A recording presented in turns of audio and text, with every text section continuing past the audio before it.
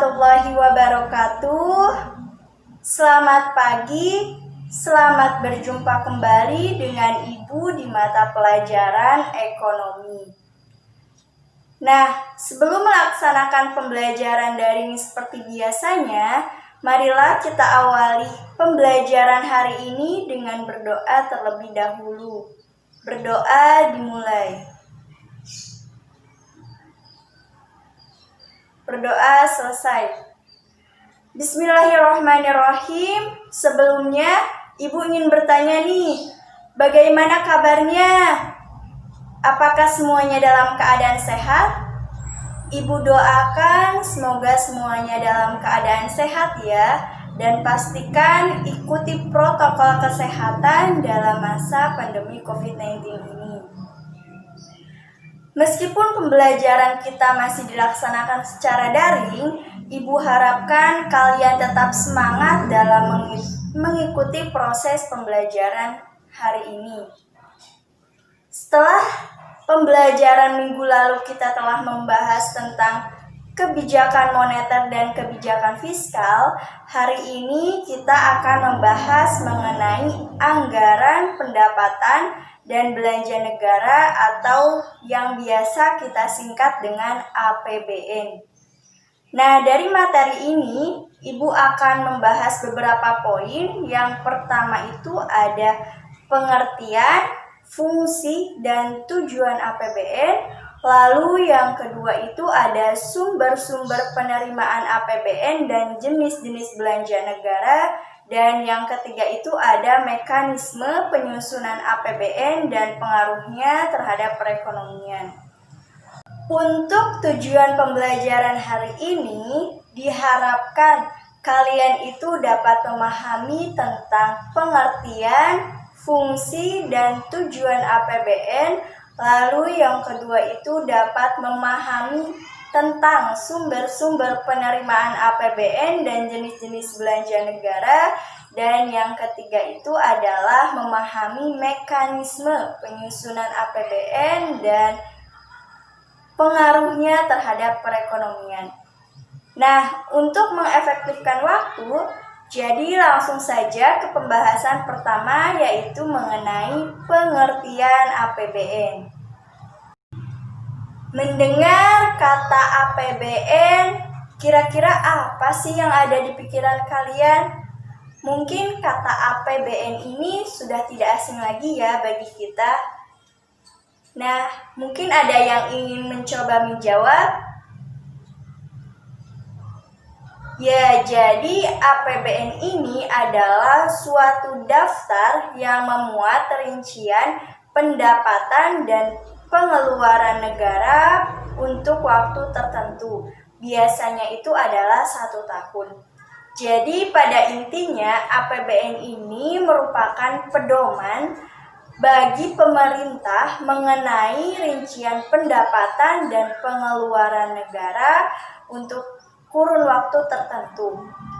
Nah, APBN ini juga dijadikan sebagai alat utama bagi pemerintah untuk menyejahterakan rakyatnya. Jadi dengan adanya APBN ini, pemerintah itu mengetahui apa yang harus dilakukan untuk menyejahterakan rakyatnya dan apa yang harus dihindari agar masyarakat yang ada di negara tersebut itu tetap sejahtera.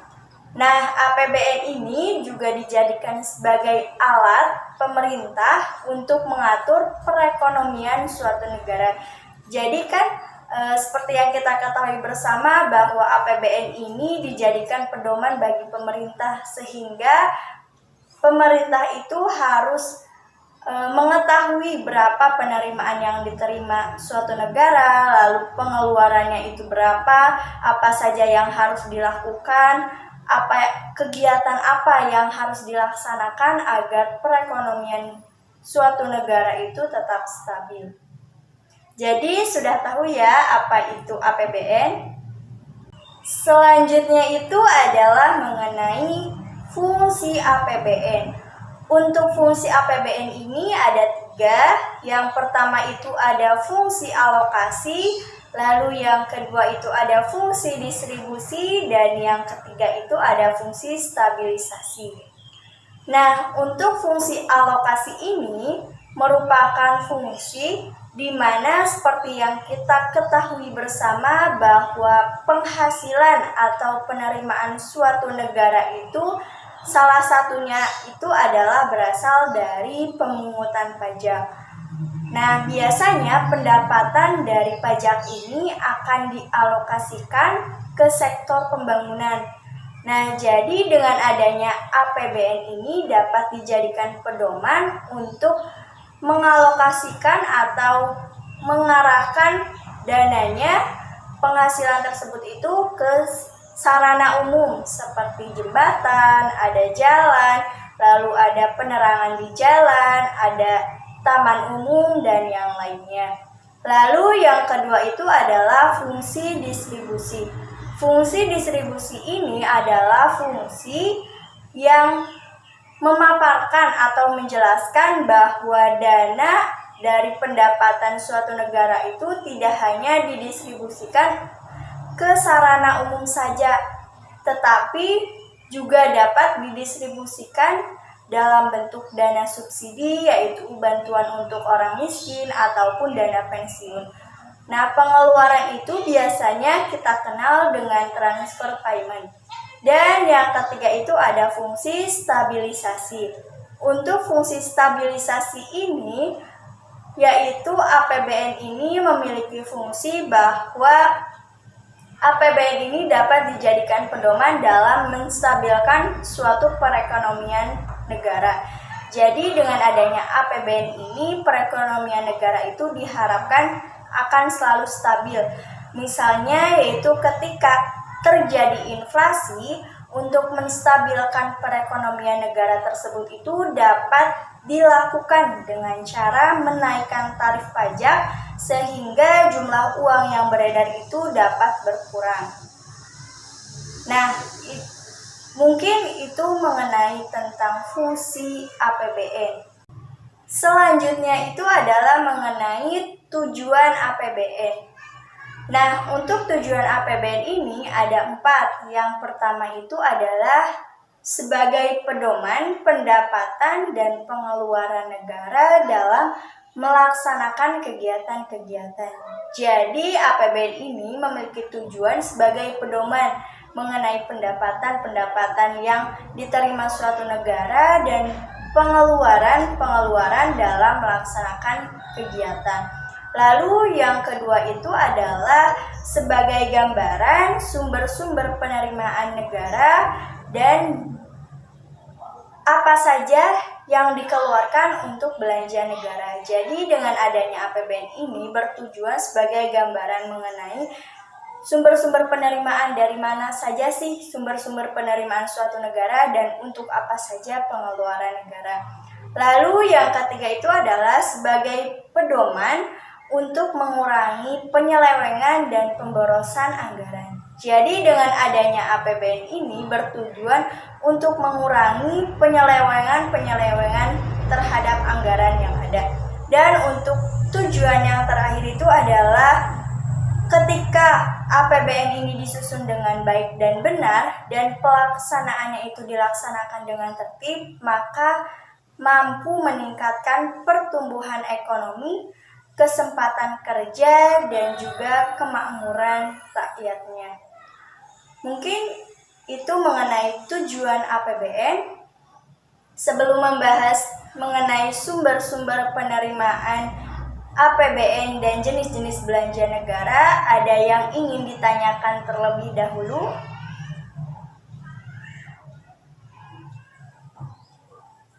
Nah, berhubung tidak ada yang ingin bertanya, Ibu lanjutkan saja mengenai materi selanjutnya ataupun pembahasan selanjutnya, yaitu sumber-sumber penerimaan APBN.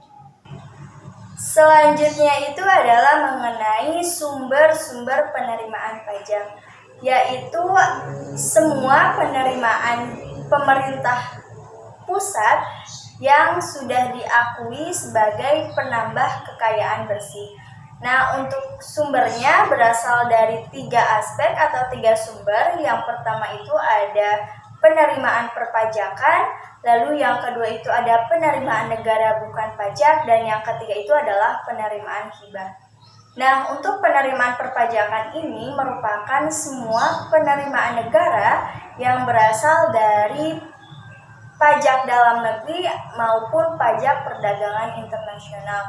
Nah, untuk pendapatan dari pajak dalam negeri ini bisa berasal dari pajak penghasilan, lalu ada pajak pertambahan nilai barang dan jasa, ada pajak penjualan barang mewah, ada pajak bumi dan bangunan, dan yang lainnya.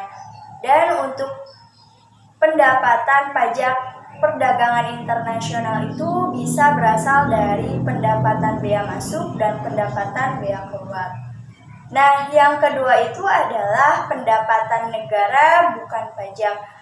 Memiliki arti yaitu semua penerimaan negara yang berasal dari pendapatan sumber daya alam seperti minyak bumi, gas alam, pertambangan umum, kehutanan, perikanan, dan yang lainnya. Juga bisa berasal dari PNBP lainnya, lalu ada bagian pemerintah atas laba BUMN, dan juga pendapatan badan layanan umum. Dan untuk yang ketiga itu adalah penerimaan hibah. Jadi penerimaan hibah ini adalah semua penerimaan negara yang diterima baik dalam berupa devisa yang dirupiahkan, lalu bisa berupa barang ataupun yang keempat itu bisa berupa jasa, lalu juga bisa berupa surat berharga yang diperoleh dari pemberi hibah yang bersifat tidak memikat dan tidak perlu untuk dibayar kembali, baik itu dari dalam negeri maupun dari luar negeri. Nah, selanjutnya itu adalah mengenai jenis-jenis belanja negara. Untuk jenis-jenis belanja negara ini ada 3. Yang pertama itu ada belanja negara berdasarkan organisasi. Jadi berdasarkan organisasinya, belanja pemerintah pusat itu mencakup belanja pemerintah pusat yang dialokasikan kepada kementerian negara ataupun lembaga, dan yang kedua itu adalah belanja pemerintah pusat yang mencakup ataupun yang dialokasikan kepada bagian dari anggaran keuangan negara atau bendahara umum. Lalu yang kedua itu ada belanja negara berdasarkan fungsinya. Jadi berdasarkan fungsinya, belanja pemerintah pusat ini digunakan untuk menjalankan fungsi pertahanan, ada juga untuk fungsi keamanan atau ketertiban, ada fungsi kesehatan, ada fungsi keagamaan, ada juga fungsi perlindungan sosial, dan yang lainnya. Dan yang ketiga itu adalah belanja negara berdasarkan jenisnya. Nah, berdasarkan jenisnya, belanja pemerintah pusat ini merupakan belanja yang digunakan untuk membiayai, yaitu belanja pegawai, ada juga belanja modal, belanja hibah, dan belanja lainnya. Nah, mungkin itu mengenai sumber-sumber penerimaan APBN dan jenis-jenis belanja negara. Selanjutnya itu adalah mengenai mekanisme penyusunan APBN. Untuk mekanisme penyusunan APBN ini, Ibu akan menjelaskan beberapa poin. Yang pertama itu adalah prinsip penyusunan APBN. Nah, untuk prinsip penyusunan APBN ini ada 2 aspek. Yang pertama itu ada prinsip penyusunan APBN berdasarkan aspek pendapatan atau penerimaan, dan yang kedua itu adalah prinsip penyusunan APBN berdasarkan pengeluaran negara. Nah, untuk poin yang pertama yaitu prinsip penyusunan APBN berdasarkan pendapatan atau penerimaan. Yang pertama ini ada mengintensifkan penerimaan sektor anggaran sesuai dengan jumlah dan ketepatan penyetoran Lalu yang kedua itu adalah mengintensifkan penagihan dan pemungutan piutang negara, dan yang ketiga itu adalah mengintensifkan tuntutan ganti rugi yang diderita oleh negara dan jumlah denda yang sudah dijanjikan. Lalu untuk prinsip penyusunan APBN berdasarkan pengeluaran negara itu ada 3. Yang pertama itu terarah, tidak boros, efisien, berdaya guna, dan sesuai dengan kebutuhan teknis yang ada. Lalu yang kedua itu adalah terarah dan terkendali sesuai dengan anggaran dan juga program kegiatan. Dan yang ketiga itu adalah mengusahakan semaksimal mungkin pembelian produk-produk dalam negeri dengan memerhatikan potensi yang dimiliki. Selanjutnya itu dari mekanisme penyusunan APBN ini ada asas-asas penyusunan APBN. Untuk asas penyusunan APBN ini ada 3 ya adik-adik. Yang pertama itu ada kemandirian. Kemandirian ini memiliki arti bahwa pembiayaan negara itu harus didasarkan atas kemampuan negara itu sendiri. Lalu yang kedua itu asasnya penghematan dan peningkatan efisiensi dan produktivitas, dan untuk asas yang ketiga yaitu penajaman prioritas pembangunan. Artinya APBN ini harus mengutamakan pembiayaan yang lebih bermanfaat. Selanjutnya itu adalah mengenai landasan penyusunan APBN. Untuk landasan penyusunan APBN ini ada 3. Yang pertama itu ada Undang-Undang Dasar 1945 Pasal 23 Ayat 1 tentang anggaran pendapatan dan belanja negara yang ditetapkan setiap tahun. Lalu yang kedua itu ada Undang-Undang Nomor 17 Tahun 2003 tentang Keuangan Negara, dan untuk landasan yang terakhir yang ketiga yaitu Undang-Undang Nomor 33 Tahun 2004 tentang Perimbangan Keuangan Pemerintah Pusat dan Daerah. Adapun untuk cara penyusunan APBN ini terdiri dari beberapa langkah ya. Yang pertama itu pemerintah menyusun RAPBN atau Rancangan Anggaran Pendapatan dan Belanja Negara, di mana RAPBN ini disusun berdasarkan usulan anggaran yang dibuat oleh setiap departemen dalam bentuk daftar usulan kegiatan atau daftar usulan proyek. Lalu yang kedua itu langkahnya pemerintah itu mengajukan RAPBN ini ke DPR. Yang ketiga langkahnya itu adalah DPR itu membahas RAPBN yang telah diajukan, apakah RAPBN tersebut itu akan diterima atau akan ditolak. Dan untuk langkah yang terakhir, apabila RAPBN ini sudah diterima maka akan menjadi APBN, tetapi ketika RAPBN-nya itu ditolak maka akan digunakan APBN tahun sebelumnya. Nah, untuk pembahasan terakhir dalam APBN ini yaitu tentang pengaruh terhadap perekonomian. Jadi APBN ini memiliki beberapa pengaruh ya dalam perekonomian. Di antaranya itu yang pertama, APBN memberi pedoman bagi pembangunan ekonomi.